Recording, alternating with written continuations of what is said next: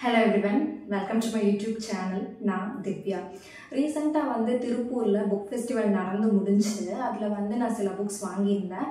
இந்த வீடியோல என்னென்ன புக்ஸ் எல்லாம் நான் வாங்கியிருந்தேன் அப்படிங்கறத உங்ககிட்ட நான் ஷேர் பண்ணலாம்னு இருக்கேன். ஃபர்ஸ்ட் நான் வாங்கின புக் ஒரு கடலோர கிராமத்தின் கதை. தோப்பில் முகமது மீரான் அவங்க எழுதினது. இந்த புக் தான். இதை வெளியிட்டது காலச்சுவடு பதிப்பகம். செகண்ட்ல நான் வாங்கின புக் மனுஷ்யபுத்திரன் அவங்க எழுதின நீராலானது அப்படிங்கிற இந்த கவிதை தொகுப்பு. இது உயிர்மை பதிப்பகம். தேர்டா நான் வாங்கின புக் யூமா வாசுகி கவிதைகள். இதுவுமே ஒரு கவிதை புக் தான். இது தன்னலம் அப்படிங்கிற ஒரு ஸ்டாலில் தான் இந்த புக்கை நான் வாங்கினேன்.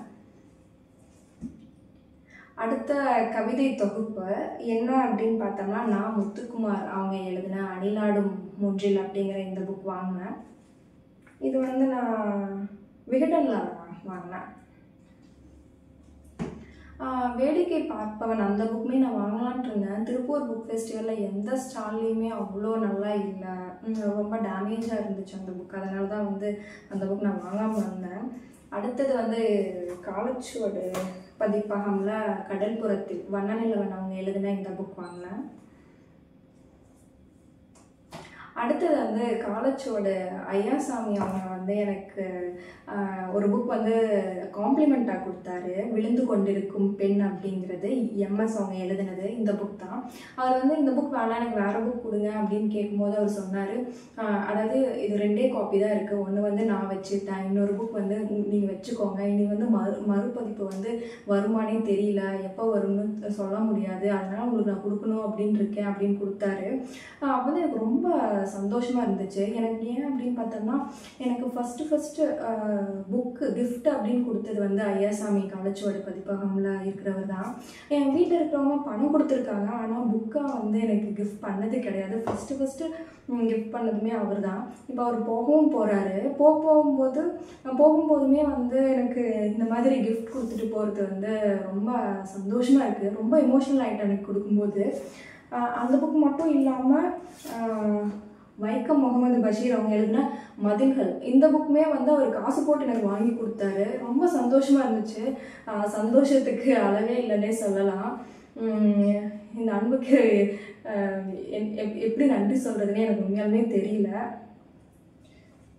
கண்டிப்பாக நெக்ஸ்ட் டைம் அவரை மிஸ் பண்ணுவேன்னு நினைக்கிறேன். எப்படியும் அவரை பார்க்க முடியாட்டி கூட நம்பர் இருக்குது, நம்ம பேசிக்கலாம் அப்படின்ட்டு இருந்தாலும் இந்த மாதிரி ஒரு பர்சன் நம்ம ஜென்ரேஷன் கிடைக்கிறது ஒரு பெரிய கிஃப்ட்னஸ். ஒவ்வொரு புக் பற்றியும் அவ்வளோ அழகாக எக்ஸ்பிளைன் பண்ணுவார். ஓகே, நெக்ஸ்ட்டு நான் வாங்கின புக் மாவீரன் தீரன் சின்னமலை பற்றியான ஒரு புக் வாங்கினேன். இது கவிஞர் உடுமலை பிஎஸ்கே செல்வராஜ் எழுதினாங்க. சரி, நான் கண்டிப்பாக இதை பற்றி தெரிஞ்சுக்கணும் அப்படிங்கிறதுக்காக இந்த புக் வாங்கினேன். அடுத்தது ஒரு பயண கட்டுரை. இதுவுமே காலச்சுவடில் அவர் இந்த புக் ரெக்கமெண்ட் பண்ணார். தி ஜானகிராமன் அவங்க எழுதின நடந்தாய் வாலி காவேரி அப்படிங்கிற இந்த புக்கு. இது ரொம்ப நல்லா இருக்கும்னு சொல்லியிருந்தாரு. சரி, படித்து பார்க்கலாம் அப்படிங்கிறதா இது வாங்கினேன். அடுத்ததான் நான் வாங்கின புக் என்னன்னு பார்த்தோம்னா, புத்தக காதல் அப்படிங்கிற இந்த புக்கு.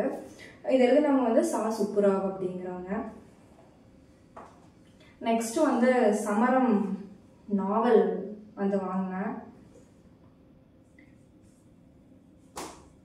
நெக்ஸ்ட்டு இன்ஸ்டாகிராமில் எனக்கு ஒருத்தங்க இந்த புக் படித்து நீங்கள் ரிவ்யூ பண்ணணும் அப்படின்னு சொல்லி ரொம்ப நாளைக்கு முன்னாடி சொல்லியிருந்தாங்க.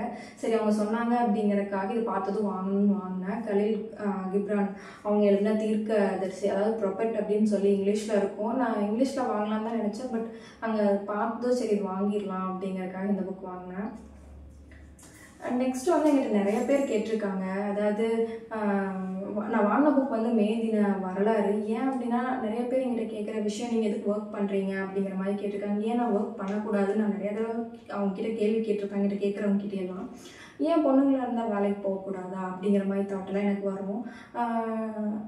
அதனால் சரி, இதை பற்றி இன்னுமே நம்ம கொஞ்சம் சில விஷயங்கள் நமக்கு தெரிஞ்சாலும் இதில் என்ன கொடுத்துருக்காங்க அப்படின்னு தெரிஞ்சுக்கிறதுக்காக நான் இந்த புக் வாங்கினேன். அதுக்கப்புறம் ரீசெண்டாக இந்த இயர் பொங்கல் அப்போ வந்து நான் ஒரு புக் வாங்கினேன். அது வந்து பெண் அப்படிங்கிற இந்த புக் பிரபஞ்சன் அவங்க எழுதின புக்கு. இந்த புக் எல்லாம் தான் வந்து நான் திருப்பூர் புக் ஃபெஸ்டிவலில் நான் வாங்கின புக்ஸு. இதில் வந்து நீங்கள் என்னென்ன புக்ஸ் எல்லாம் படிச்சிருக்கீங்க, என்னென்ன புக்ஸ் எல்லாம் படிக்கலான் இருக்கீங்க இந்த வருஷம் அப்படிங்கிறத வந்து கீழே எனக்கு கமெண்ட் பண்ணுங்கள். இந்த வீடியோ பிடிச்சா லைக் பண்ணுங்கள். என்னுடைய சேனலை இன்னும் சப்ஸ்கிரைப் பண்ணல அப்படின்னா சப்ஸ்கிரைப் பண்ணிக்கோங்க. உங்கள் ஃப்ரெண்ட்ஸ்க்கு எல்லாமே வந்து இந்த வீடியோவை ஷேர் பண்ணுங்கள். தேங்க்யூ.